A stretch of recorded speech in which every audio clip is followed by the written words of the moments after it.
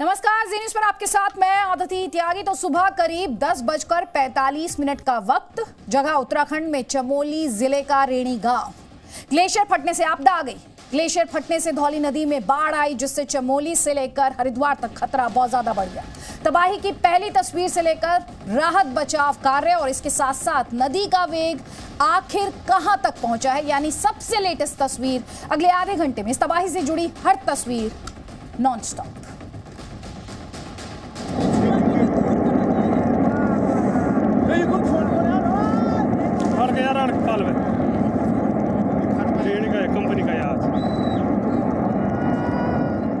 उत्तराखंड के चमोली में आज सुबह 10:30 बजे तबाही ने पूरी शक्ति से दस्तक दी। देखिए भाई, तूफान आ रहा जबरदस्त। तपोवन इलाके में ग्लेशियर टूटा, पानी का ऐसा खौफनाक बहाव।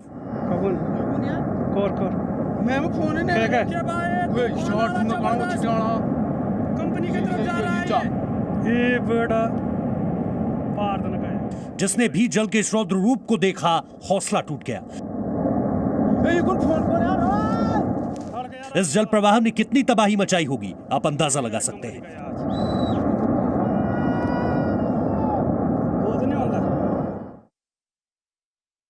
ब्रिज बच जाएगा। देखिए भाई, जबरदस्त। कंपनी की तरफ जा रहा है ये। ग्लेशियर टूटा और जल प्रवाह ने ऋषिगंगा नदी का रुख किया।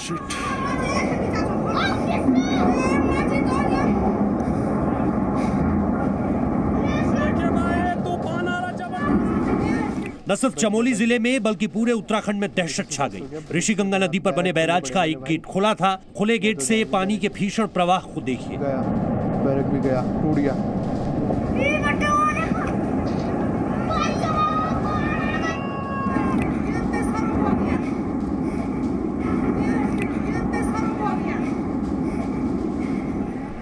पानी की मात्रा और प्रवाह इतना ज्यादा था कि एक खुला गेट उसके लिए काफी नहीं था। पानी के वेग ने अपना रास्ता बना लिया। वो रास्ता पानी ने बैराज के दूसरे बंद गेट को तोड़कर बनाया।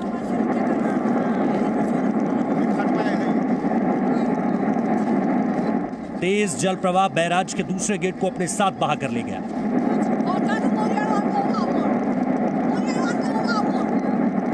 तस्वीरों में आप इस भयानक मंजर को देखिए।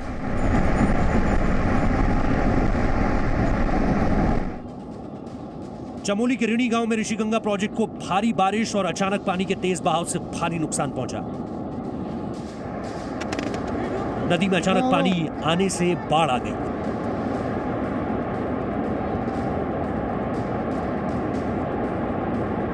अलकनंदा के निचले इलाकों में भीषण बाढ़ इन तस्वीरों में देखी जा सकती है।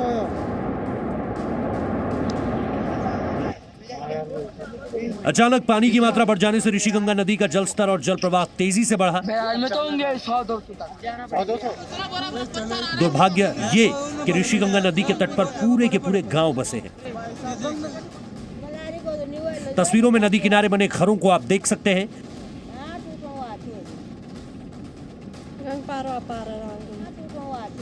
नदी किनारे बसे लोगों के पास पानी के इस वेग का कोई जवाब नहीं। सभी लोग ध्यान दें, जलस्तर बढ़ रहा है, जल्दी खाली करें इसे। अपनी और अपनों की जान बचाने के लिए घर और गांव को जल्द से जल्द छोड़ने के अलावा इनके पास कोई और चारा नहीं। भीषण बाढ़ और तबाही की ये तस्वीरें उत्तराखंड सरकार तक पहुंची। सरकार ने अलर्ट जारी किया। ऋषिगंगा नदी के किनारे बसे गांवों को जल्द से जल्द खाली कराने का निर्देश जारी किया गया है। लेकिन नदी के तेज बहाव ने आसपास रहने वाले लोगों को कोई मौका नहीं दिया। यहाँ भारी नुकसान की खबरें हैं, क्योंकि नदी से लगे घरों में रहने वालों को तो यकीनन जल प्रवाह ने वक्त ही नहीं दिया। ऋषिगंगा नदी के किनारे बसे गांव में जानमाल की कितनी हानि हुई है, इसका तो महज अंदाजा ही लगाया जा सकता है।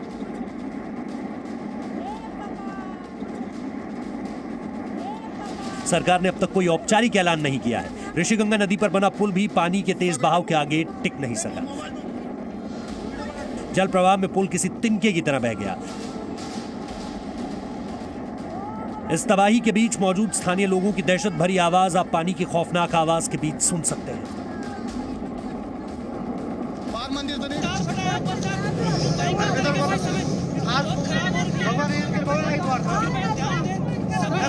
पानी के इस तेज बहाव के रास्ते में जो भी आया वो सूखे पत्ते की तरह बह गया। कृपया सभी लोग जितने हैं पूरा तरह से तबाही मचती हुई समय जो ऋषिगंगा पर बने हाइड्रो पावर प्रोजेक्ट ने तबाही का ये मंजर महसूस किया है। इस समय पूरा भयंकर तरीके से तबाही मच रही है। ऊपर से पता नहीं है, बहुत बड़ी तबाही इस समय हो रही है। हाइड्रो पावर प्रोजेक्ट में सबसे ज्यादा तबाही की बात कही जा रही है।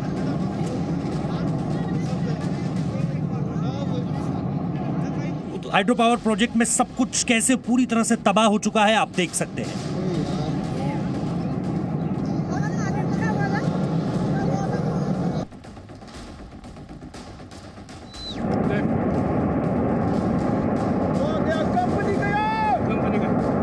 चमोली जिले के तपोवन में ग्लेशियर टूटने के बाद आई बाढ़ में पूरा पावर प्रोजेक्ट तबाह हो गया। जहां अलग अलग नदियों के पानी से बिजली बनाने का काम किया जाता था। जिस वक्त बाढ़ आई इस पावर प्रोजेक्ट में सैकड़ों लोग काम कर रहे थे। किसी को खुद को बचाने का मौका तक नहीं मिला।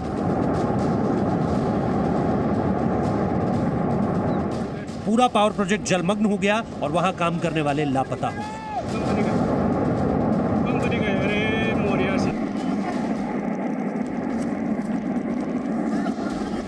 हाइड्रो प्रोजेक्ट पार करने के बाद नदी के बढ़े जलस्तर और प्रवाह ने सबसे ज्यादा तबाही मचाई है।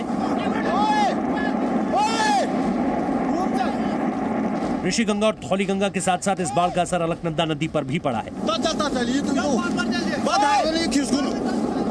विष्णुप्रयाग में संगम के बाद कैसे कई दूसरे इलाकों में बाढ़ का असर पड़ा है वो भी आप देख सकते हैं।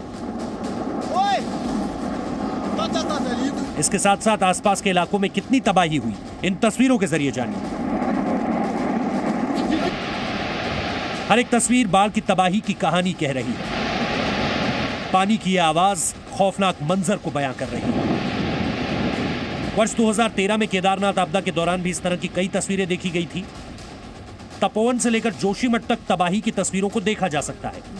सबसे पहले बाढ़ ऋषिगंगा में देखी गई। इसके बाद धौलीगंगा और अलकनंदा से मिलने के बाद इसने कैसे अलग अलग जगहों पर नुकसान पहुंचाया इन तस्वीरों में आप देख सकते हैं।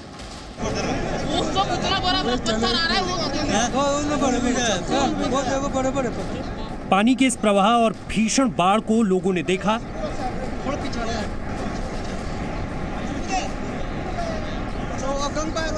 आसपास रहने वाले आम लोगों में हड़कंप मच गया। पूरा डैम खत्म हो गया। लोगों ने अपने घरों को छोड़कर ऊंचे स्थानों और पहाड़ों का रुख किया।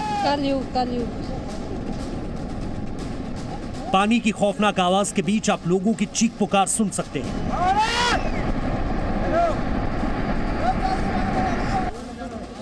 स्थानीय लोगों में इन तस्वीरों का खौफ साफ साफ देखा गया। लोगों ने नदी में जलस्तर को जैसे ही बढ़ते हुए देखा, आम लोगों के बीच कैसे हड़कंप मचा वो इन तस्वीरों के जरिए आप साफ साफ देख सकते हैं। बाढ़ में 100 से ज्यादा लोगों के लापता होने की खबर है।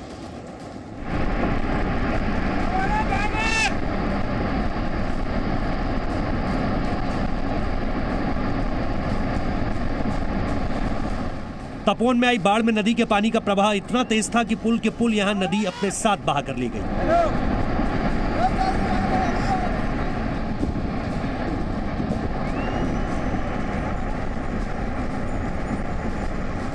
पुल के बहने की तस्वीर आप साफ साफ देख सकते हैं।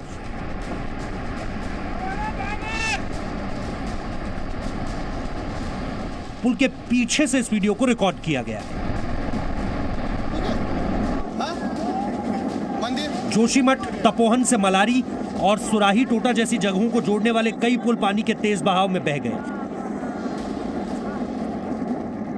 इन जगहों पर रहने वाले लोगों के लिए सबसे बड़ी मुसीबत यह भी है कि स्थानीय लोगों के लिए रास्ता पूरी तरह से कट गया है। लोगों की मदद का अब एकमात्र जरिया हवाई रास्ता ही बचा है। ऋषिगंगा पावर प्रोजेक्ट के अलावा यहां एनटीपीसी के भी प्रोजेक्ट को भारी नुकसान पहुंचा है। तपोवन बैराज के साथ साथ कई परियोजनाएं अचानक आई इस जल आपदा में पूरी तरह से क्षतिग्रस्त हो गई। यहां अलग अलग नदियों के किनारे आसपास के गांवों को पूरी तरह से खाली करा दिया गया है। फिर भी ये तबाही मचाता हुआ ऋषिगंगा नदी में आई बाढ़ के बाद अलकनंदा से सटे इलाकों को भी हाई अलर्ट पर रखा गया है। इन सभी जगहों पर रेड अलर्ट घोषित कर दिया गया है। देखिए, नदी के किनारे रहने वाले लोगों से निवेदन है कि वो तुरंत सुरक्षित स्थानों पर पहुंच जाएं। जोशीमठ में डैम फटने के दौरान नदी का जल प्रवाह अत्यधिक बढ़ गया है।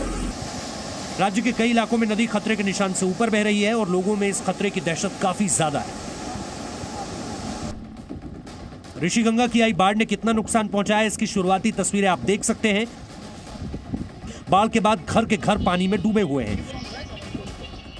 बड़े बड़े पत्थर आप रिहायशी इलाकों में देख सकते हैं। पानी के तेज बहाव के साथ ये बड़े पत्थर जब रिहायशी इलाकों में गिरे होंगे तो नुकसान का अंदाजा आप खुद लगा सकते हैं।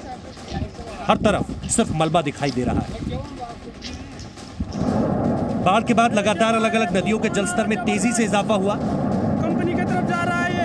तपोवन में जो कंपनी पानी में बह गई, चश्मदीदों ने उसके बारे में भी बताया। आप खुद पानी में बहती इस कंपनी की तस्वीरों को देखिए। अब वहां मौजूद लोगों को सुनिए जो चिल्ला रहे हैं, कंपनी बह गई।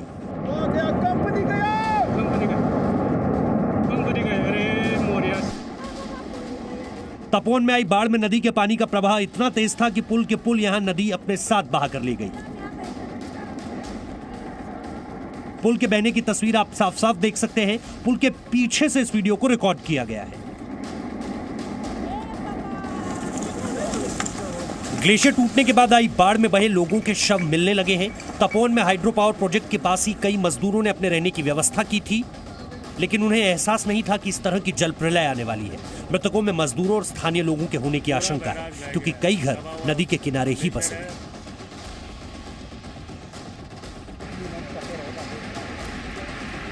तपोवन और आसपास के इलाकों में राहत और बचाव कार्य शुरू हो चुका है। आप देख सकते हैं कि कैसे अलग अलग तस्वीरों में लोगों को बचाने का प्रयास किया जा रहा है।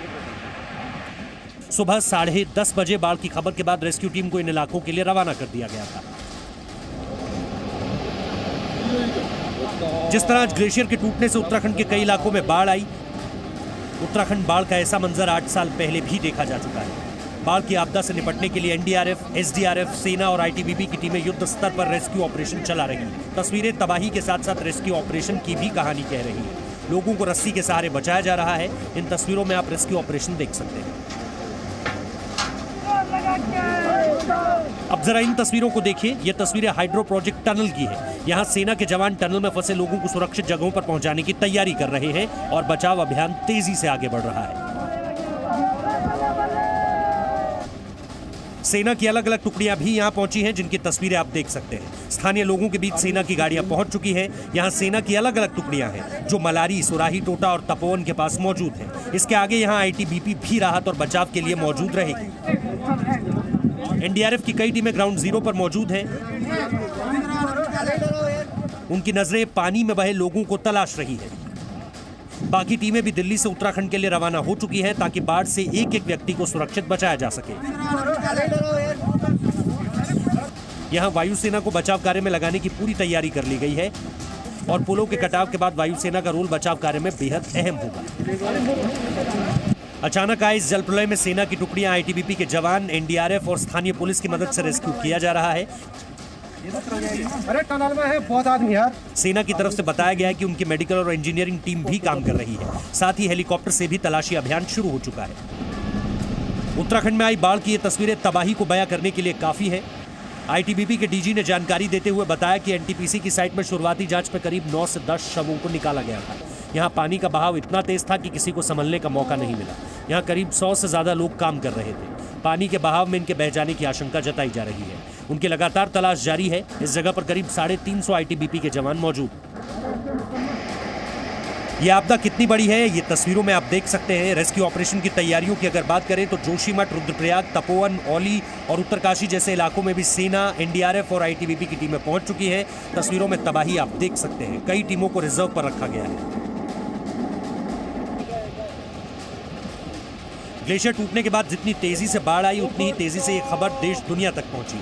इस घटना के तुरंत बाद उत्तराखंड के मुख्यमंत्री त्रिवेंद्र सिंह रावत ने शुरुआती जानकारी साझा करते हुए हेल्पलाइन नंबर 1070 और 9557444486 पर संपर्क करने की सलाह दी और साथ ही ये भी कहा कि पुराने वीडियो से अफवाह न फैलाएं। सीएम रावत ने घटनास्थल पर पहुंचकर राहत कार्य का जायजा लिया। Presenting B News app available on Google Play and App Store. Download it now.